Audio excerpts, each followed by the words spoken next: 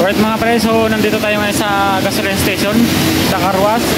Naibalik na natin yung ano ni Jeep, yung top down niya, yung sa ano niya sa tuktok. Di ba tinanggal natin ito kanang karaan. Ayan, binalik na namin kanina ni Amo yung pinagawa para malinis ang dumi, ang alikabok niya.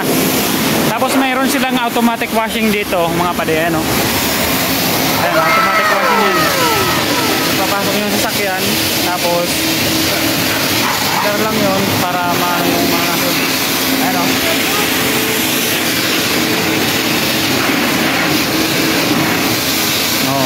Tubig. Ayan. Ayaw ng ano automatic para matanggal yung ano yung sa ilalim niya, matanggal yung mga dito niya, oh, matanggal yan mga power spray. Yung sa automatic kasi hindi niya yan matanggal yung sa ilalim. Ayun mga pade, so patapos na yung sa kabila. Tayo ini-sprayan pala ng tubig. Ayan, oh. Tapos na tayo.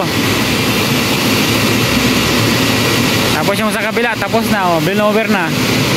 Tapos dadalhin siya doon sa may ano, sa may mga ano na yun para vacuumin yung loob.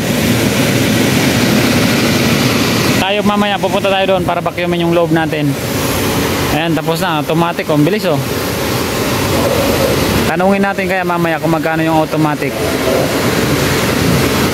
Tanungin natin to si ano, si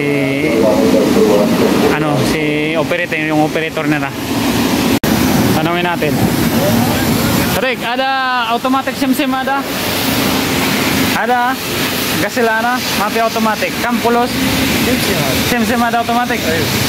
Parehas lang pala yung ano, yung presyo niya. Mas mabilis pa dito sa automatic. Ayan, oh, pangatlong sasakyan na yun, tayo nakaisa pa lang. Ayan, oh.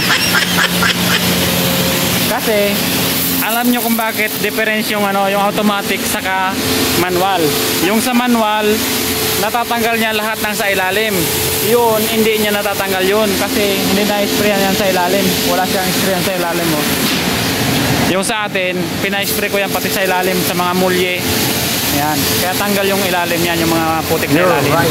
Yun ang advantage ng manual. Ayun, meron nakapila doon na Mercedes, oh. Sa likod natin, oh.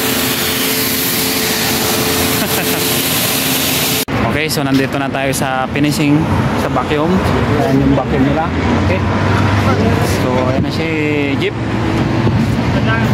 Alright, so upo muna tayo dito. Habang hinihintay natin yung ating sasakyan na matapos. Alright.